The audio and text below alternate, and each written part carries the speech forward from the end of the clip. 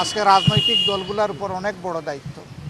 দোয়া করবেন প্রিয় দেশকে ঐক্যবদ্ধভাবে আমরা সবাই যেন পারস্পরিক ভুল বুঝাবুঝি ভুলে গিয়ে আমরা সামনের দিকে এগোতে পারি। আল্লাহ যেন এই তৌফিক দান করে। আমিন।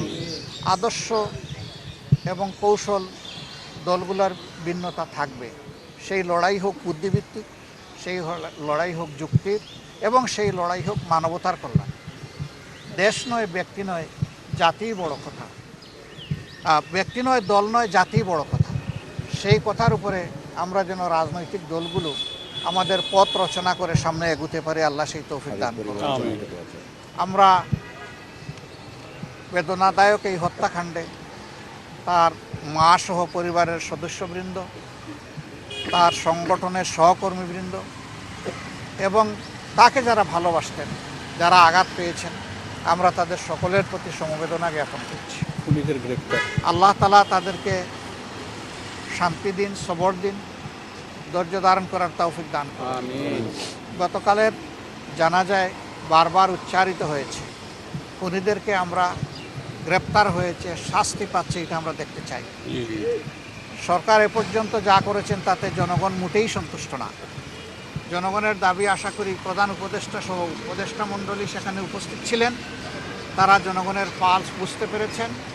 জনগণের পার্শ্বের প্রতি সম্মান দেখিয়ে অতি দ্রুত সমস্ত সন্দেহ সংশয়ের বাইরে এসে খুনিদেরকে গ্রেপ্তার করতে হবে এবং আইনের আওতায় আনতে হবে।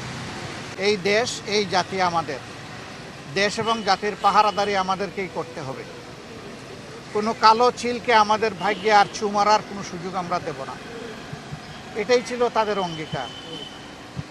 তারা বলেছিল জীবন দিব, তবুও 24 দিব না। এটা কেন বলেছিল আমরা সবাই বুঝি। এটাই তাদের অপরাধ। তারা কারো দিকে অন্যায়ের হাত বাড়ায়নি, কারো উপর জুলুম করেনি। হাদিয়া আজীবন ইনসাফের কথা বলে দিয়েছে। এমনকি বলতে বলতে এটাও বলেছে যে আমার শত্রুর প্রতি আমি ইনসাফ করতে চাই। আমি কোনো শত্রুর উপরেও বেইনসাফি করতে চাই না, এবং কেউ বেইনসাফি করুক সেটাও আমরা দেখতে চাই না। এমনই একটা নির্মল চরিত্রের ছেলে যে আসলেই অনেকের অন্তরে জায়গা করে নিয়েছিল, এবং অনেকের ভালোবাসাটাই সম্ভবত তার জন্য কারো কারো ক্ষেত্রে সহ্য করা কঠিন হয়ে গিয়েছে। এই জন্যেই তারা ষড়যন্ত্র করে দুনিয়া থেকে তাকে উঠিয়ে দিয়েছে। কিন্তু যারা বিপ্লবী, তাদেরকে খুন করে বিপ্লবের চেতনাকে খুন করা যায় না, বরঞ্চ সেই চেতনা আরও ছড়িয়ে পড়ে।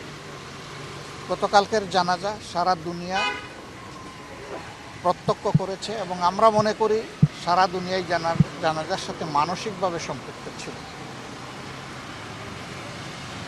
আমরা শপথ নিতে চাই, হাদি আজকে দুনিয়া থেকে চলে গেছেন, তার যাওয়াটা এইভাবে কেউ ধারণা করেনি। হাদির দুশ্মনেরা কার্যত বাংলাদেশেরই দুশ্মন। কারণ হাদিরা বাংলাদেশের পক্ষে কথা বলতো, বাংলাদেশের স্বাধীনতা এবং সার্বভৌমত্বের পক্ষে ছিল। হাদিরা আপন সংস্কৃতির কথা বলতো, হাদিদের উচ্চারণ ছিল অপসংস্কৃতির বিরুদ্ধে। হাদিরা কোটি তরুণের প্রাণে দ্রোহের আগুন জ্বালিয়ে দিয়েছিল।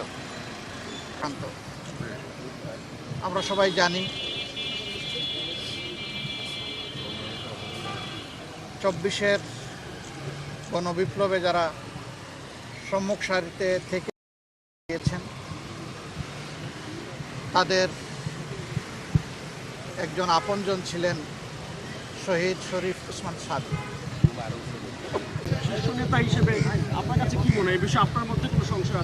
আসলে দেখেন, কালকে আমরা জানাজায় গিয়েছিলাম, নির্বাচন করতে যাইনি। ওখানে গিয়ে যদি কেউ নির্বাচনের আলোচনা করেন এটা ঠিক হয়। আচ্ছা, সাধারণ মানুষের কথা আপনারা শুনেছেন, স্বাভাবিক কারো কারো কার্যকলাপে এরকম যদি কিছু হয়, আমরা আপনাদেরকে বলতে চাই যে এই নির্বাচন ফেব্রুয়ারিতেই হোক, সেই ব্যাপারে আমরা দৃঢ় আশাবাদী, এবং এই লক্ষ্যে আমাদের পক্ষ থেকে সঙ্গত সকল ধরনের সহযোগিতা আমরা করে যাব ইনশাআল্লাহ। এবং আমরা আশা করি যে এই নির্বাচন ফেব্রুয়ারিতেই হবে ইনশাআল্লাহ তাআলা।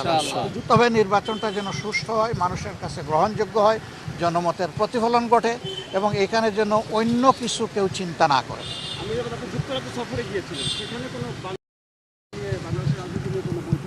অবশ্যই যুক্তরাষ্ট্রের মন্ত্রীর সাথে আলোচনা হয়েছে, তারা তো যুক্তরাজ্যের মন্ত্রীর সাথে আলোচনা হয়েছে, তারা তো এগুলো আলোচনা করবেই। কারণ আজকে আমরা একটা গ্লোবাল ভিলেজের সিটিজেন, তো গ্লোবাল সিটিজেন হিসেবে প্রত্যেকের খবর রাখবে, বন্ধু রাষ্ট্রগুলো আমাদের খবর রাখবে, আমরা তাদের খবর নিবই। আল্লাহ তাআলা যে দেশে আমাদেরকে পয়দা করেছে, এই দেশ এই জাতির জন্য আমাদের সর্বোচ্চটুকু দিয়েই আমরা লড়ে যাব ইনশাআল্লাহ। এবং আমরা আশাবাদী এই জাতি ইনশাআল্লাহ সব ধরনের ফেসিবাদের কবল থেকে মুক্ত হবে, সব ধরনের অন্যায় অবিচার থেকে মুক্ত হবে, বৈষম্য থেকে মুক্ত হবে, দুর্নীতির করাল গ্রাস থেকে মুক্তি পাবে। আমরা দুর্নীতির সেই দুর্ভেদ্য জাল বেড়া একবারেই ভেঙে তছনছ করে দেব। এ পর্যন্ত আমাদের লড়াই অব্যাহত থাকবে ইনশাআল্লাহ। তাহলেই হাদি এবং হাদিদের আত্মা শান্তি পাবে। এই 24-এ যারা জীবন দিয়েছে, যারা লড়াই করে দুনিয়া থেকে বিদায় নিয়েছে, আল্লাহ তাআলা তাদের সকলকেও হাদি সহ শহীদ হিসাবে কবুল করুন। যারা আহত পঙ্গু হয়ে বেঁচে আছেন, আল্লাহ তাআলা জীবন্ত এই শহীদদেরকে তার খাস কুদরত থেকে সাহায্য করুন এবং এই জাতিকে তাদের থেকেই প্রেরণা নিয়ে নিজেদের কর্তব্য আদায়ের তৌফিক দান করুন। তাই বলে আমরা আমাদের দায়িত্ব পালনে অবহেলা করব না, তা হবে। ওই খুনিদেরকে আমরা পরোয়া করি না। আমরা বিশ্বাস করি যিনি আসমান জমিনের মালিক তিনি আমাদের জীবনেরও মালিক, যিনি আসমান জমিনের মালিক তিনি আমাদের নিরাপত্তারও মালিক। সুতরাং আমাদের জীবন আমাদের নিরাপত্তা মহান আল্লাহর হাতে তুলে দিলাম। আল্লাহ দিন দেশ জাতির জন্য যেভাবে আমাদের জীবন পছন্দ করেন, আল্লাহ যেন সেইভাবেই আমাদের থেকে আমাদের জীবনগুলা কবুল করেন। আপনারা দোয়া করবেন। সবাইকে ধন্যবাদ। অনেক ঘুরে আপনারা কষ্ট করে এখানে এসেছেন। আল্লাহ আপনাদেরকেও আমাদেরকে সবাইকে একত্রিত হয়ে জাতির জন্য কল্যাণের পক্ষে, ইনসাফ এবং ন্যায়ের পক্ষে এই দেশকে সব ধরনের ফেসিবাদ মুক্ত করার লক্ষ্যে একসাথে লড়াই করার তৌফিক দান করুন। আমিন সুম্মা আমিন। আসসালামু আলাইকুম ওয়া রাহমাতুল্লাহি ওয়া বারাকাতুহু।